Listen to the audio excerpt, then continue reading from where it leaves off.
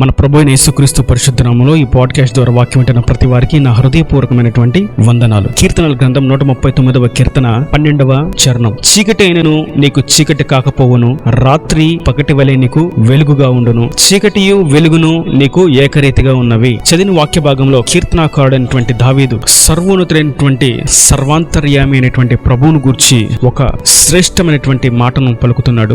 ఏమనగా, నీకు చీకటి అయినను చీకటి కాకపోవును, రాత్రి కూడా నీకు వెలుగుగా కనిపిస్తుంది. నీకు చీకటి మరియు వెలుగు రెండు ఏకరీతిగానే ఉన్నాయి ప్రభువా అని అంటున్నాడు. అనగా ఈ వాక్య భాగంలో మనం అర్థం చేసుకోవాల్సినటువంటి విషయం ఏదనగా, చాలా మంది అనుకుంటారు చీకటిలో చేస్తున్నటువంటి క్రియలు ఎవరు చూడట్లేదు అని, చీకటిలో జరుగుతున్నటువంటి పాపపు హేయపు క్రియలను ఎవరు చూడట్లేదు అని. కానీ ప్రభువును గూర్చి రాయబడినటువంటి మాట, ఆయనకు చీకటి వెలుగు రెండు ఏకరీతిగానే ఉన్నాయి. అనగా చీకటిలో చేస్తున్న విషయాలను కూడా ఆయన స్పష్టంగా చూడగలడు. ఆయన దృష్టి అంత శ్రేష్టమైనది, అంత శక్తి కలిగినది. ఆయన కనులకు మరుగైనది ఏదియో లేదని మనకు అర్థమవుతుంది. కొంచెం మనం ఇంకొక కోణంలో చూడాలంటే, దేవుని కొరకు కనిపెట్టుకుంటూ విశ్వాస జీవితంలో కొనసాగుతూ ఆయన 4 గోడల మధ్యలో నీ గదిలోకి వెళ్లి తలుపు వేసుకొని ప్రార్థన చేయమని చెప్పాడు గనుక, ఎవరికి కనిపించకుండా చాటుగా గూఢముగా ప్రార్థన చేయవారు నా ప్రార్థన నా ప్రభు ఆలకిస్తున్నాడా అనేటువంటి సందిగ్ధంలో కొన్ని అనుమానాలతో ఉండుండొచ్చు. కానీ ప్రభు వాక్యం స్పష్టంగా సెలవిస్తుంది, నేటి దినాన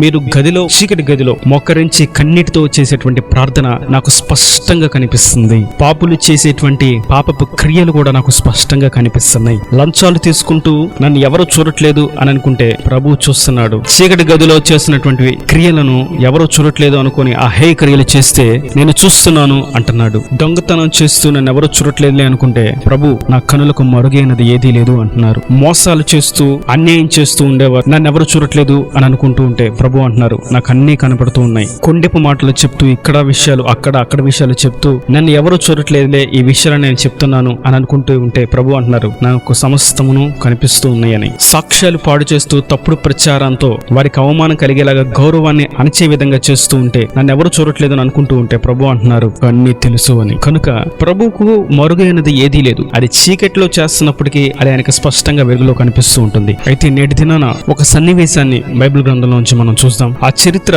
జరిగిన సమయంలో అతను అనుకున్నాడు, నేను చేసినటువంటి పాపం ఎవ్వరూ చూడట్లేదు అని. కానీ దేవునికి మరుగైనది ఏదీ లేదు. అది ఒక బీదవాని యొక్క చరిత్ర, అల్పుని యొక్క చరిత్ర. మొదటి రాజుల గ్రంథం 21వ అధ్యాయంలో మనం చూస్తాం. నాబోతు అనేటువంటి ఒక యెజ్రెయేలు వాడైన వ్యక్తి, అతనికి ఒక ద్రాక్ష తోట ఉన్నది. అతను ఆ రాజ్యంలో జీవిస్తున్న సమయంలో ఆ రాజ్యాధిపతి రాజు అహాబు యొక్క భార్య యెజబేలు. ఈ ముగ్గురి మధ్యలో జరిగినటువంటి క్రియ మనం నేడు ధ్యానించబోతున్నాం. అదేమనగా, అహాబు గొప్ప రాజు, ఇజ్రాయేలు 10 గోత్రాల వారికి గొప్ప రాజుగా ఉన్నాడు. అతనికి తక్కువైనది ఏదీ లేదు, ఆస్తిపాస్తులు ఉన్నాయి. అయినా ఎంత సంపాదించినా, ఎంత దోచుకున్నా, ఎంత దాచుకున్నా, ఎంత ధనవంతుడిగా ఉన్నప్పటికీ అతనికి మాత్రం ఇంకా ఏదో తీరని లోటు. అతని ఇంటి ప్రక్కన ఉన్నటువంటి నాబోతు అనేటువంటి వ్యక్తికి ఒక ద్రాక్ష తోట ఉంది. ఆ ద్రాక్ష తోటను చూశాడు అహాబు. ఆ ద్రాక్ష తోటను చూసిన వెంటనే ఇతనికి నేత్రాశ ప్రారంభమైంది. ఆ ద్రాక్ష తోట అతనికి కావాలి అని అనుకున్నాడు. నాబోతు వద్దకు తన పనివారిని పంపించాడు. నాకు నీ ద్రాక్ష తోట కావాలి, దానికి ప్రతిగా నేను ఏదన్నా నీకు వేరే చోట స్థలాన్ని ఇస్తానన్నాడు. మంచిగానే మాట్లాడాడు అహాబు. కావాలని కోరుకున్నాడు, దానికి ప్రతిగా వేరొక స్థలాన్ని ఇస్తానన్నాడు. నీకు నష్టం కలుగనివ్వను అన్నాడు. దయచేసి నాకు ఇవ్వు అని మర్యాదగానే అడిగాడు. కానీ నాబోతు మాత్రం స్పష్టంగా చెప్పాడు, అయ్యా, ఇది నా వారసత్వపు హక్కు. నా పితరులు మా తాతగారికి, మా తాతగారు మా నాన్నగారికి, మా నాన్నగారు నాకు ఇచ్చారు. నేడు నా తదనంతరం నా కుమారుడికి దీన్ని నేను ఇవ్వవలసిన వాడిగా ఉన్నాను. కనుక ఈ పిత్రార్జితాన్ని, ఈ స్వాస్యాన్ని నేను ఇవ్వడానికి నాకు ఇష్టం లేదయ్యా, దయచేసి క్షమించండి అని నాబోతు కూడా స్పష్టంగా, నెమ్మదిగా, సాముదాయికంగానే సమాధానం చెప్పాడు. ఇది జరిగిన తర్వాత అహాబు ఏమనుకున్నాడంటే, నాకే ఎదురు సమాధానం చెప్తాడా, నేను అడిగితేనే ఇవ్వడంటాడా అనే గదిలో కూర్చొని బాధపడతా ఉన్నాడు, ఆలోచిస్తూ ఉన్నాడు, దుఃఖిస్తూ ఉన్నాడు. ఈలోపు అతని భార్య అయినటువంటి యెజబేలు వచ్చింది. తిరుగుబాటు స్వభావం కలిగినటువంటి యెజబేలు, భర్తను ఎట్లా పడితే మాట్లాడేటువంటి యెజబేలు, భర్తను సైతం తన కనుసైగులో పెట్టుకునేటువంటి యెజబేలు, రాజ్యాలను మార్చేసి బీదలకు అన్యాయం చేయగలిగినటువంటి సామర్థ్యత కలిగినటువంటి యెజబేలు, విగ్రహారాధనకు అవకాశం ఇచ్చేటువంటి యెజబేలు, దేవుని నామానికి అవమానం కలిగించే విధంగా జీవించే యెజబేలు, దేవుని వాక్యానికి విరుద్ధంగా ప్రవర్తించే యెజబేలు వచ్చింది. అహాబుతో అంటుంది, అహాబ్, ఎందుకు ఏడుస్తున్నావు, ఎందుకు బాధగా ఉన్నావు అని అడుగుతుంది. అతను అన్నాడు, జరిగిన విషయాన్ని చెప్పాడు, నాకు ద్రాక్ష తోట కావాలి కానీ నాబోతు నాకు ఇవ్వనన్నాడు అని. ఈ యెజబేలు చేసినటువంటి విషయం ఏంటంటే, ఎందుకు నువ్వు దాని గురించి ఏడుస్తున్నావు, నీవు రాజువి, నీకు తక్కువైంది ఏంటి, అవసరమైతే అతను చంపించేసి అతని స్వాస్యాన్ని డబ్బులకిచ్చి కొనుక్కోవడం కాదు, నువ్వు స్వాధీనం చేసేసుకో, కబ్జా చేసేసుకో. నీకు ఎదిరించే వాళ్ళు ఎవరు, నీకు ఎదురు చెప్పే వాళ్ళు ఎవరు, నీవు రాజు, ఆ సంగతి మర్చిపోతున్నావా, నువ్వు ఇలాంటి దద్దమ్మవు కనుకే నేను నీ పక్కన ఉన్నాను అని అహాబుని తన మాటలతో రాళ్లతో ధైర్యపరిచి నాబోతు మీద ఇద్దరు, అక్కడ చూస్తాం మనం 21వ అధ్యాయం 13వ వచనంలో, పనికిమాలిన ఇద్దరు మనుషులు సమాజంలో ప్రవేశించి అతని యొద్దకు కూర్చుండి, అంటే పనికిమాలిన ఇద్దరు మనుషులను సాక్ష్యంగా పెట్టించింది. ఏమనంటే దేవుణ్ణి దూషించావు, రాజుని దూషించావు అని అతని మీద అబద్ధపు సాక్ష్యాలు పలకడానికి ఇద్దరు మనుషుల్ని పెట్టించింది. వారు ఆ మాట చెప్పిన వెంటనే నాబోతును నిలబెట్టి, నాబోతు నువ్వు రాజుని దేవుణ్ణి దూషించావంట అని ఆ మాట వినిన వెంటనే రాజు రాయి వేశాడు, అహాబు యెజెబెలు రాయి వేసింది, చుట్టూ ఉన్న జనసమూహము నాబోతు మీద రాళ్లు వేశారు. రాళ్లు రువ్వి అతన్ని కొట్టి చంపివేశారు. అతని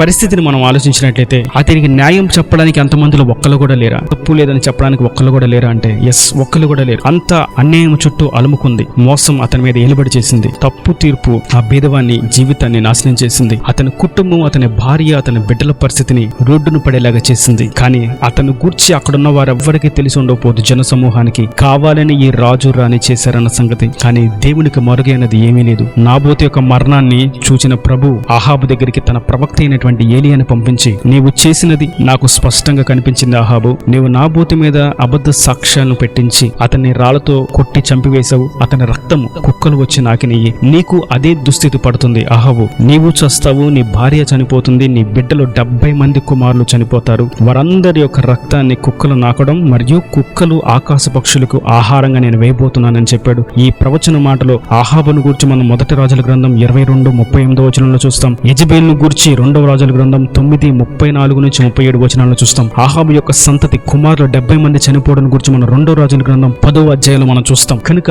దేవుని చెప్పిన మాట ఏది నిరర్థకం కాలేదో, అహాబు జీవితం నాబోతుని ఏ విధంగా దుస్థితికి తీసుకెళ్లిందో, ఎలాగా అతని జీవితాన్ని అణిచివేసిందో, హతమార్చిందో, అహాబు రాజు అయినప్పటికీ అతని జీవితం అట్లాగే ముగించబడింది. కనుక నేటి దినాన్ని మనం గుర్తించవలసింది, మనకు జరుగుతున్న అన్యాయాలు, మన చుట్టూ సాతానుగాడి క్రియలు అలుముకుంటూ వస్తుంటే, మోసపు తీర్పు మనల్ని ఏలుబడి చేస్తుంటే, మనల్ని అణగార్చి వేస్తూ ఉంటే, మనల్ని పడవేయాలని ప్రయత్నాలు చేస్తూ ఉంటే, మన స్వాస్థ్యాన్ని కబ్జా చేసుకోవడానికి, మోసపూరితంగా లాక్కోవడానికి ప్రయత్నాలు జరుగుతూ ఉంటే, మనకు రావాల్సినటువంటి ఆశీర్వాదాన్ని, మనకు రావాల్సినటువంటి జీతాన్ని దొంగిలిస్తూ ఉంటే, మనకు రావాల్సినటువంటి ప్రమోషన్స్ ని, ఉత్తీర్ణత శ్రేణిని ఇతరులు దొంగిలిస్తూ ఉంటే, మోసపూరితంగా మనకు రావాల్సినటువంటి ఉద్యోగాన్ని ఇతరులు లంచాలతో దోచుకుంటూ ఉంటే, మనకు రావాల్సినటువంటి ఇంక్రిమెంట్ ని ఇతరులు మోసపూరితంగా దోచుకుంటూ ఉంటే, ఎవరు చూడట్లేదు, ఎవరు ఏమీ చేయలేకపోతున్నారు అని అనుకుంటూ ఉంటుంటే, ప్రభు అంటున్నారు, నేను సమస్తమును చూస్తున్నవాడను, వారు చేస్తున్నటువంటి మోసపు క్రియలు వారి మెడకే చుట్టుకుంటాయని ప్రభు స్పష్టంగా మనకి సెలవిస్తున్నారు. కనుక నేటి వాక్యం అంటే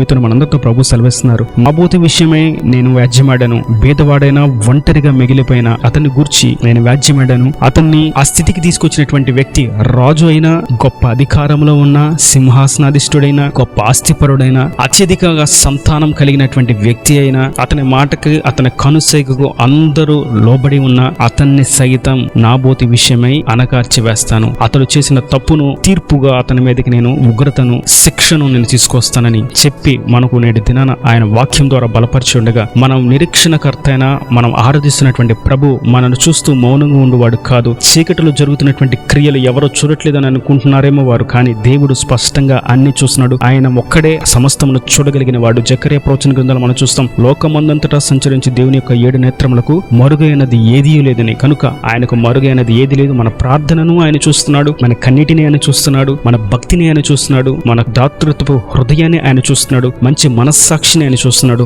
మన పక్షాన జరుగుతున్నటువంటి అన్యాయాన్ని, మోసాన్ని, అణగార్చివేతను అంతా కూడా ఆయన చూస్తున్నాడు. ఆయనే మన పక్షాన న్యాయం తీర్చువాడు, వ్యాజ్యమాడువాడు, విజయోత్సవంతో ఊరేగింపచేవాడు, సాక్షిగా నిలబెట్టేవాడు, ఘనపరచువాడు, హెచ్చించువాడు, ఆయన రాజ్యానికి మనల్ని చేర్చువాడు. ఈయన దేవుని మాటలు ప్రతి వాని హృదయం నీరు కట్టి ఫలింపచేయంగాక. ఆమేన్. God bless you. తలల వంచి కళ్ళు మూసడితే మీ కొరకు చిన్న ప్రార్థన. ప్రేమ స్వరూపి కర్ణ కటాక్షం కలితే నా ప్రభా, నేను దినాన నాబోతు అనేటువంటి ఒక బీదవాడిని కూర్చున్నటువంటి చరిత్ర మాకు ధైర్యం పుట్టించినట్లుగా మీరు మా ముందు పెట్టినందుకు నీకు స్తోత్రములు తండ్రి. నాబోతు బీదవాడినప్పటికీ అతని కుటుంబం విషయంలో జరిగినటువంటి అన్యాయాన్ని గురించి మాట్లాడేటువంటి ఒక్క గొంతు కూడా లెగవనప్పటికీ అతని విషయమే నువ్వు వ్యాజ్యమాడావని, అతని ఆ స్థితికి తీసుకొచ్చినటువంటి రాజులైన, అధికారులైన ఎవరైనా సరే నీ ఎదుట నిలబడనివ్వకుండా అన్యాయానికి తీర్పును, శిక్షను మీరు పంపించారని మీరు సెలవిచ్చినందుకు స్తోత్రం తండ్రి. ఈ వాక్యాన్ని ప్రతి ఒక్క బిడ్డను మీరు జ్ఞాపకం చేసుకోండి. వారికి రావాల్సినటువంటి ఆశీర్వాదాన్ని, వారికి కలిగినటువంటి స్వాస్థ్యాన్ని సాతానుగాడు దొంగిలిస్తూ, అణచివేస్తూ, మోసపూరితమైనటువంటి క్రియలతో వారికి అన్యాయాన్ని కలుగజేస్తూ నష్టాన్ని చేకూరుస్తున్నాడేమో ప్రభావ. వాటన్నిటి నుంచి జల్లను విడిపించండి. వారు చేసినటువంటి ప్రార్థన మీరు అంగీకరించిన వారి పక్షాన్ని ఉన్నామని మీరు ధైర్యపరిచినటువంటి నీ వాగ్దానాన్ని వారి పట్ల నెరవేర్చండి. సందులో సాక్షి నిలబెట్టండి. సమస్త కొదును, కొరతలను తీసివేసి సమృద్ధిని దయచేసి డాక్టర్ రాజ్యాన్ని సిద్ధపరచమని, పరిశుద్ధాత్మ శక్తి నింపి నీ కొరకు కనిపెట్టుకుని నిజాయితీగా ఉన్నట్లుగా సహాయం దయచేసి దయచేయమని యేసు పరిశుద్ధ నామమున ప్రార్థించి వేడుకుంటున్నాను తండ్రి. ఆమేన్.